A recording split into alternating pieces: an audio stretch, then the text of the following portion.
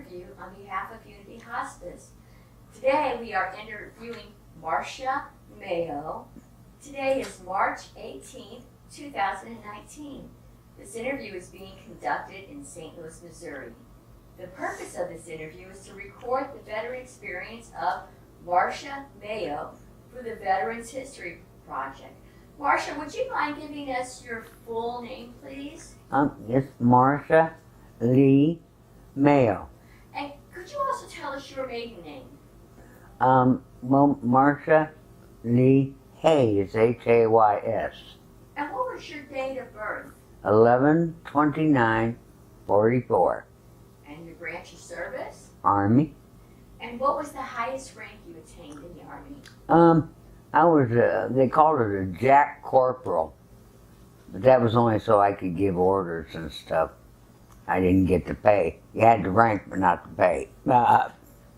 So PFC was my, And what war was going on during your... Vietnam. Vietnam, okay. Now, we're going to back up a little bit, if it sounds okay. We're going to start from the beginning, because we want to know a little bit more about you before you even enter the military. Okay. Where were you born?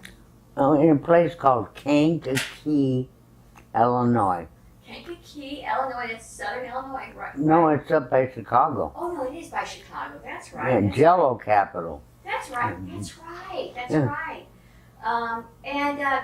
Would you mind giving us your mom and father's names? Well, my mother's name was Martha Morris. My father's name was Clarence Hayes. And did either one of them serve in the military? My father did. What branch of service? I don't exactly know. I know he spent it all in Alaska.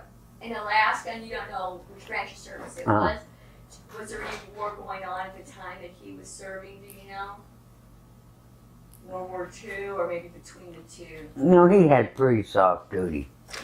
And did you have any brothers or sisters? Well, I just have one real sister. And did she serve in the military? Oh, no. Are you the only one? So you have some siblings? Some is that right? stepsisters. I have 4 stepsisters. And did any of them serve in the military? No. So you had a house full of girls. Well, they didn't live. I lived with my grandparents. Raised me. Right. My mother and father got divorced, and they gave me to my grandmother, and they gave my sister to her parents, who lived in Oregon at the time. So you have a sister, a full sister. What is her name? Shirley Ann Harris. Okay. But it was Hayes before Harris. Oh, Hayes was the maiden. Yeah. So, how old were you when you entered the military? This is funny. Well, I was 29 years old. So you finished high school. Uh-huh. What was going on between high school and the time you turned 29? What type of activities were you doing? Were you working or going to Working. school? Working. What type of work did you do? It was considered sales, but it was a little bit more involved in that. They call it today an executive recruiter. Oh, wonderful.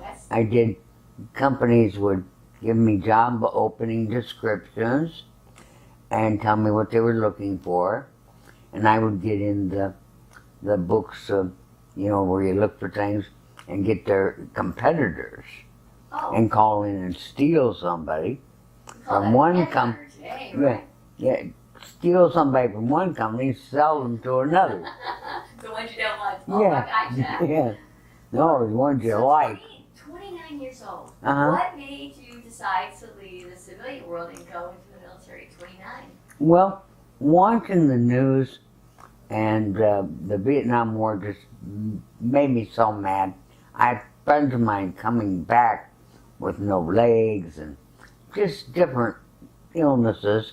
And I had a boyfriend who had been there, and he come back and he had PTSD really bad. And, I just was so sick and tired of that war. I felt like I just wanted to go kill a whole bunch of Vietnamese, you know what I mean? But, and when I went through boot camp and all that, in my training, I was with the M16. Let I me was check this real quick what? before we go there. Just so we can get perspective of how long that war had been going on. Oh yeah. What year did you join the military? It was 1972. So the war had been going on a long time by this Yeah. time. Yeah. And it was actually, it had gone through some very rough periods during Oh that time. yeah. So And- let's go back. So 1972, Mhm. you were joining the military because you had seen so many, probably of your high school, Yeah. high schoolers, And friends that I had acquired over the years, you know. I wasn't. I mean, I wasn't in St. Louis at the time. I'm a Chicago hometown girl. And so you decided you wanted to go in and be a part of the solution. It sounds like Mhm. be a part of helping that. Mhm. So you went to the recruiter, I would assume. Mhm. And do you remember that day when you went to the recruiting station? Oh yeah. Tell us about it. Well, he was really nice, and just treated me very well. And you know, like just sounded like they wanted me in there, and so I just went along with that program. And he was going to. Oh, and we arranged what day he would pick me up from where I was living and take me to. Like the induction center. Yeah. Did you have an idea of what you wanted to do before you went in the military, or did they help you decide that? No, they didn't help me decide anything. They just told me what I was going to do. Okay. All right. No, that was a lot of help. I mean, I wouldn't have decided on what I ended up having to do. So Trust me. Tell us what career field you chose. Well, they chose They chose. That's right. field wire woman, And as they were called then, field wire men. But I was a woman, so I changed it to field wire woman. so I mean, you probably didn't even know what that was, right? No. Until the day I joined, they sent me over to this platoon. I was the only woman in it, and we ran out to a field full of poles, and I kind of thought, oh, I see what's going to happen here. So, okay, so now you decided to join the military. What did your family have to say about that? Did they have any, or friends, family or friends, any thoughts on joining the military? No. If you were 29, you were old enough to make your own decision. Yeah, and they were mostly dead. Okay, The ones that had raised me I got you. and that kind of thing were dead. So you were off on your own. Oh, yeah. So you kind of were, if you're the only one in your family doing that, and I know a little bit about being in the military as a Mhm. female, you were kind of making your own decisions for your life at that point. Oh, yeah. Right. Do you remember the day you left for boot camp? Mm-hmm. What was that feeling like? Were you nervous at all, or I was excited. something? I wanted to see more now, you know, let's keep going. And when you pulled into the, where did you go to boot camp at? Fort Jackson, Mississippi. What time of year was that? Oh, very close to winter. Because it can be really hot and humid there, Yeah, can't yeah, it? yeah. How long was boot camp? What was it, about 6 months? About 6 months long. I think. And did they welcome you with open arms and cupcakes and cakes when you pulled up to the base, or did they let you know quite quickly you were in boot camp? Well, they let me know quite quickly where I was. Do you remember the first days? Could you tell us what the first days were like? And They were kind of strange. We were getting up incredibly early every day and doing a lot of marching and walking and going here and going there. And it was always kind of strange. We'd have to get our clothes on and get all ready for battle and then march over to where the mess hall was. did you was it hard to adjust to that at all? Oh, yeah. It's a different world, isn't it? Oh, yeah.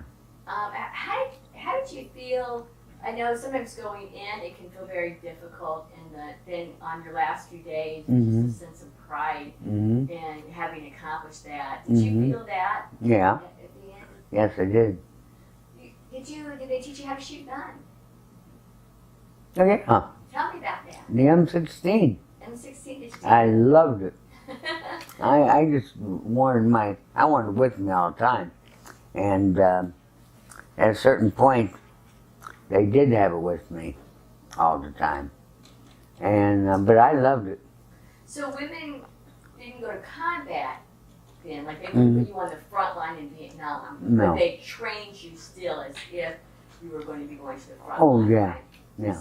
So did you make friends in basic training or boot camp? Oh, yeah. Can you tell me about it? Well, I made friends there, and some of us remained in touch with each other even after I got out. Which is not easy to do. No. Then. I mean, nowadays it's easy online Oh, to yeah. connect with them. So I used to say it's an interesting thing going in the military. Mm-hmm. Everybody leaves all their family Mm-hmm. and they come together with people that don't have family with them. Mm-hmm. And the bonds that you sometimes form in the military are bonds that you hold on to forever, Uh-huh. right? And Uh-huh. so you made some very close bonds. Have you been able to keep in touch with them recently? No, not recently at all. And so then you went through 6 months of boot camp. I'm assuming then you had to go someplace to learn how to do that wire woman. Well, that's your AIT. AIT, okay. And I where went did you go? Fort Dixon, New Jersey. Which was And that is cold. much colder than Mississippi, Yeah. right? Yes. So were you able to go with people that you had met in boot camp, or did you go all by yourself? I was pretty much by myself. There were a couple other people I went through that came up there, but mainly by yourself. And then when you pulled into then New Jersey, Uh-huh. the base in New Jersey, Mm-hmm. did it feel like you had a little bit of more freedom when you got to your AIT base? Oh, yeah. Felt a bit of relief from Oh, yeah. that. Did you, how long was your AIT training? Oh, I don't remember how long it was.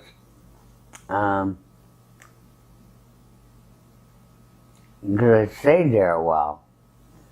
Yeah, I was a total time in 7 years. Okay, 7 years, that's amazing. And So I spent most of that in Germany. So a few months for AIT, I Uh-huh. would assume.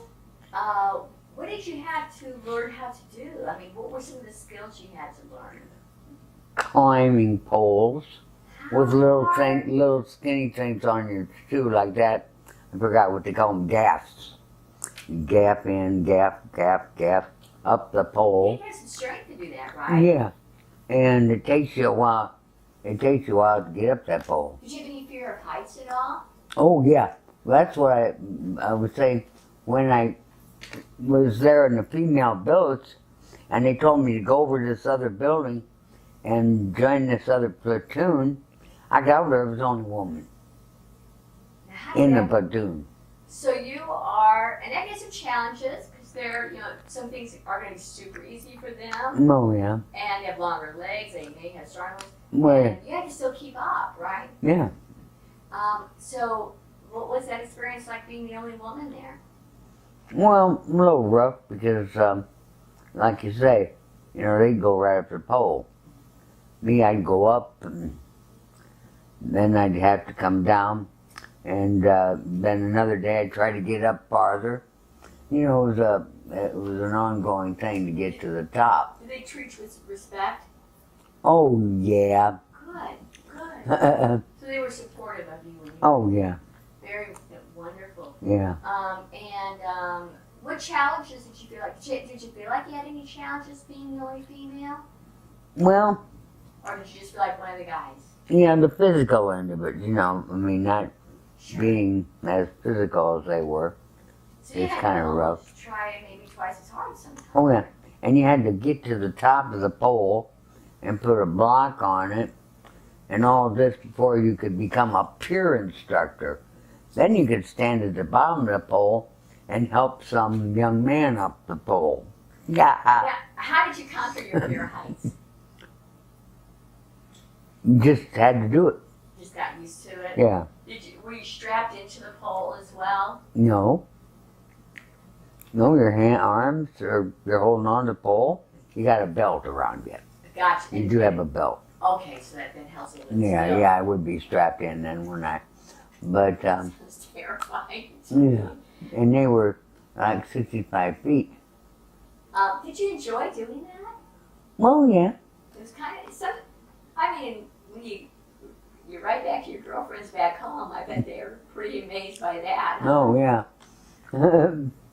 What other types of things did you have to learn how to do? What other kind of skills did you have to learn besides climbing the pole? Well, I'm having a hard time remembering. So you had to climb the pole, you place a block, right? Yeah, we had to learn how to put together and operate radios. That's pretty interesting. So Yeah. you didn't know how to do that back then. Huh? Back then, yeah. That's pretty fascinating. Sit me in front of one now, I'd be. Well, listen, the world changes Yeah. too fast now. Yeah. But how amazing to be able to do that. What would your day consist of in training? You would get up in the morning, breakfast. Did you have to do exercise at that time? Oh, yeah. That was a part of every day. Every day, so you do PT, go to Yeah. breakfast. Yeah. Did you get class? Did you have Some classes, and then some field? some were inside, some were out. Gotcha. And Especially the climbing poles was all outside, of course. so did a lot of your day then outside consist of hands-on climbing the poles? Uh-huh. You probably did some shooting, some practice with shooting. Mm-hmm. Did you have any idea where you were going to be stationed when you were in? No, that's why I tell you I was so fortunate, because I didn't know, and different people were, their time was up and they were leaving, and they were going to Nam, and I'm like, well, do I really want to go there? You know, now that it's, I joined up because I wanted to kill some Vietnamese, right? Right. So, but now it's to the point where I'm getting ready to go there, and I'm kind of like nervous about that. Yeah, it's the reality of that. Oh, yeah. You know, I think the important thing is the support. If the communication wasn't there, then so many more people would have been killed. Mm-hmm. So lines of communication is so important Oh, yeah. to be able to keep all of our people safe. Oh, yeah. Did you have any ability, did they give you a dream sheet or anything to list where you wanted to go to? No. So they decided to send you to Germany, is that right? Yes. What did you think when you got that assignment? Wow. I was excited about it. Had you ever been overseas before? No. And did you get to go home between AIT and your first assignment? Uh-huh. What was it like going home after AIT? Oh, wild and crazy. We had some good times. I bet your girlfriends kind of wanted to hear how things were going. Oh, right? yeah, yeah. And we'd go out and party. And then you came back and then you flew to Germany, I assume, Mhm. right? Uh-huh. And could you tell us again where you were stationed in Germany? It was a town called Butzbach. Okay. It was where Hitler trained as SS troops. What do you remember about that area? Oh, it was a elegant little town. And were the people friendly? Oh, yeah. And so they treated you with respect? Oh, yeah, they were very nice to me. When you got to your first duty assignment, were there any other females there Yes. doing your job? Yes. So that must have been nice to have Oh, yeah. somebody that understood where you were coming from a little bit. And they billeted us. Well, here's the thing, that now from the communications MOS, I get sent to Germany, and this one particular concern, they called them, not post, a concern, and that I was on, all the women that came there had to be stationed in MP billets. Why was that? Protection. Very good. Well, that's good. Such as that was now. Yeah. Yeah, you know, But it's good that they tried to do another level of. Oh, yeah. You probably had the situation too where men couldn't come up into the dorms, right? Oh, absolutely not. Yeah, I know nowadays it's so much different, but back then it was, you know, Mm-hmm. I mean, you'd be in big trouble if you ended up having a man come in. Oh, good Lord, yes. So, can you tell me a little bit of what your days were like? Now, let me ask you this: were you stationed after AIT? Was the rest of your 7 years at that same base? No. Okay, alrighty. Where else were you stationed? Well, I got sent to Heidelberg, Germany. Oh, so it was in Germany then? Yes. Well, I was there 7 years. So you were in Germany 7 years, Mhm. but not the same station. No. Was it just the two stations then? Yeah. So, how different did it feel like being in that country from America? What was some of the differences? Oh, well, they had gorgeous men. Did you learn to speak German? Kleiner Deutsch sprechen. Okay, That means a little German sprechen. I believe that. Spoke. So you did a little bit, and so you learned a little bit of German when you did that. Mhm. And so, tell me a little about what your days would be like there. Well, we'd get out and, do our thing, run around and march around the post. So would you have to march every day? Oh, yeah. And you had PT every day. So Yeah. march around the post, Uh-huh. and then you'd come back, and just would it be like a regular work day for you? Mm-hmm. And you'd be off on evenings? Yes. And so what type of activities would you do typically during the day then? Well, I just said, march around and walk around. I mean, the post and go from say, exercise to go out to the shooting range. And you shimmy up and down the telephone poles, huh? Well, no, you didn't carry the gun up and down. Well, it's not a gun, it's a weapon. Well, But did you have to climb the poles, utility poles still? uh-huh. So you'd still be working on rewiring and stuff like that. Mm-hmm. How were the people when they treat you in Germany as a female soldier? Did they Who, the people of Germany? The Germans? Yeah. Oh, just fine. They were cordial? I'd go into a restaurant bar type place, and they'd go, "Hi, Marcia, hi, Marcia." They wouldn't pronounce my name right, but, "Hi, Marcia," What was different in Germany from where your experience had been? What felt different? Did you learn anything? You're an American, close to Chicago Mhm. girl, so you have Uh-huh. Was there things that you learned that were different in Germany? Well, yes. I mean, they were totally been raised different than, what I had. And they didn't put up with the Chicago. They didn't have to deal with Chicago type life. They're kind of peaceful. Oh, so you learned how to slow down a little bit. Yeah. Nice. Yeah. And you could kick back and relax. Were you able to, so tell me a little bit about going out with your friends at night. So you would get up, you would Do my days. drills, and you Uh-huh. would work on lamp poles and shooting range and marching. Uh-huh. And the day was over, did you all go out and do anything for entertainment? Well, yeah, you went where you wanted to go. Were there things that you enjoyed doing? Oh, yes. What else? I love the restaurants and the bars. Uh-huh. And I love to go on little trips. Whenever I had any time off, I'd go somewhere. So you could travel all over the Mhm. continent there, Uh-huh. wouldn't you? Mm-hmm. What about when you had leave? Did you travel anywhere outside of Germany? I really didn't. Okay. I went to Amsterdam. Oh, so that must have been nice. Oh, Was yeah. that amazing to visit with that? Oh, yes. And did you have girlfriends that you remember from that time? Or any Just- friends? Any friends? Just the friends that I made in the military. Do you want to mention any of their names that you Um, remember? Well, there was Isn't that terrible? This old age has got me. Even if you only remember first names. I can even see their faces and can't think of their name. Maybe you'll remember it in a little bit. Yeah. Were you able to communicate with family back home? Yes. And how did you communicate?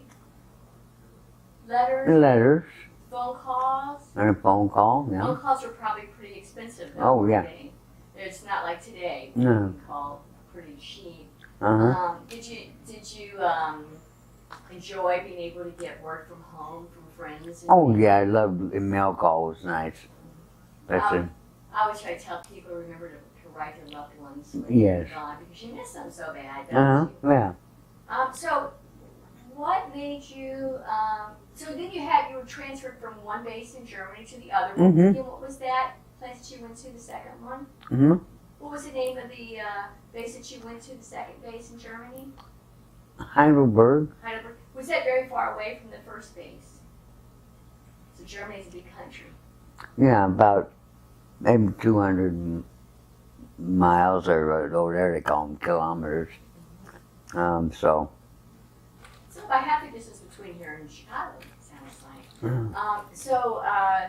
And you did basically the same thing at that base as Yeah. well? Yeah. Now, and you were at that point probably happy that, so 7 years. So you were in the military when the Vietnam War ended, right? Mm-hmm. And you were in Germany at that point, right? When the Vietnam War ended? What year did the Vietnam War So end? 76 or 77, I believe. And then if you were in 7 years, you got out probably in 79. Mm-hmm. Do you remember when they declared the war over? Oh, yeah, that was like a big party. Yeah. Like everybody, yeah, you know, and throwing things up in the air and stuff. A relief. Yeah. A relief that, so you had parties and everybody was very happy that the Oh, yeah. war was over. Oh, yeah. Yeah, I can remember the bells ringing, church bells. Oh, ringing, yeah. You know, when the war was over. And I know you went in there to be able to fight in that war. Mm-hmm. And it must have, and you saw friends. I think you said that had lost legs and things like that. So. Well, that was before I even went in the military. I Yeah. saw had people coming home like that. So it must have been a sense of relief that Mhm. they weren't going to be facing that anymore. I was in high school at that time, and I Mhm. remember being relieved that my friends and brother would be going over. So I can only imagine what it was like for you when you were experiencing Mhm. that, and probably felt like you couldn't do much, and it was very notable of you to want to join the military Uh-huh. to help in ways. Mm-hmm. So 7 years, what made you decide to get out of the military? I don't know. I basically, well, I'll tell you what happened is my German boyfriend, who was fantastic, but he wanted me to get a European out and marry him. So one night I went down to a little restaurant bar. I ordered dinner. I sat there and ate dinner. Then I ordered a bottle of wine. They got great wine. And I sat there at the table drinking my wine and thinking about this. And all of a sudden, it's just like a voice says to me, Marcia, relationships don't always work out. So you kind of figure relationships don't work out, and then what? So you sat there and. Well, I thought about that, and I thought, now, if it didn't work out, you'd be here without a job, not able to speak German fluently. And he wasn't coming back with you, huh? No, he wanted me to get a European out and marry him and stay there. So I thought about it, and I thought, no, I'm not going to do this. You're American real hard, huh? Yeah. So I went to him and told him about it, and he was all sad and mad, mad at me. And I thought, well, that sure shows another side, to be mad because I'm afraid to make that kind of commitment. Did it make you miss home more? Oh, yeah. So is that some of the reason you wanted to get out that way? Yeah. You came back home. You did you come back home to Chicago? No. Where did you go home to? I went home to, here in St. Louis. That's what brought you to Because, St. see, Louis. I was, well, I'm from Chicago, but I was living in St. Louis when I went in the military. Did you take up with your old job, or what did you decide to do afterwards? Yeah, I got back into the same thing. Is that kind of the career you pursued throughout your life? Yeah. Did you get married, have kids, or? Well, before I went in the service, I married, and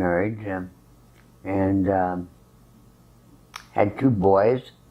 The first one died, and the second one is still living, and lives close to here. And then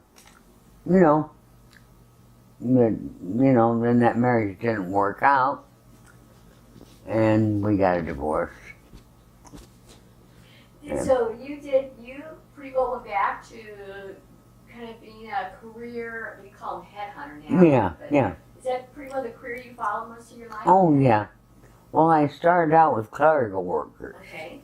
and then worked myself into medium level company workers, and then I got into the executives. That's where the money was. Did you feel like any of your experience in the military helped you in your new career, or even life? Did you feel like your experience? Oh, yeah, I think so. What were some? So I wonder too. You think about those young girls out there that are thinking about going to the military. Mm-hmm. What were some of the things that came out of your experience in the military that benefited your life that you would like to share with them? Well, you really mature, a lot faster in the military, and you have experiences that,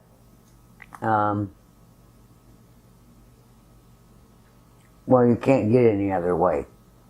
And you just mature. You're mature.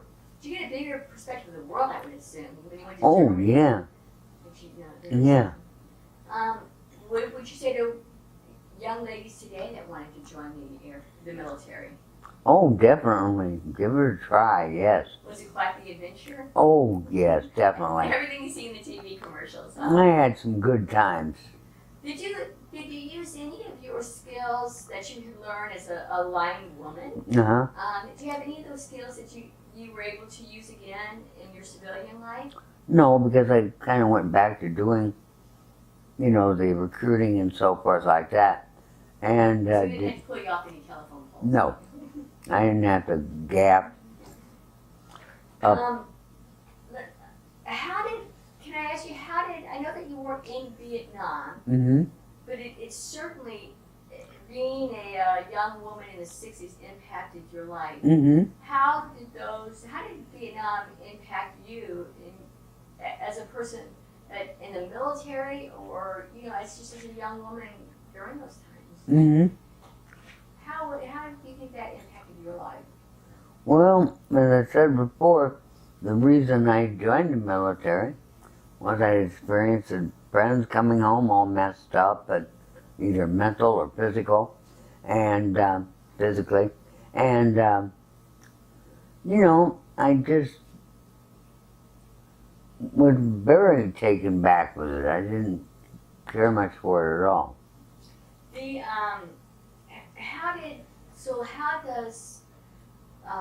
How does your experience in the military affect your feelings about war in general? Oh, I'm Christian.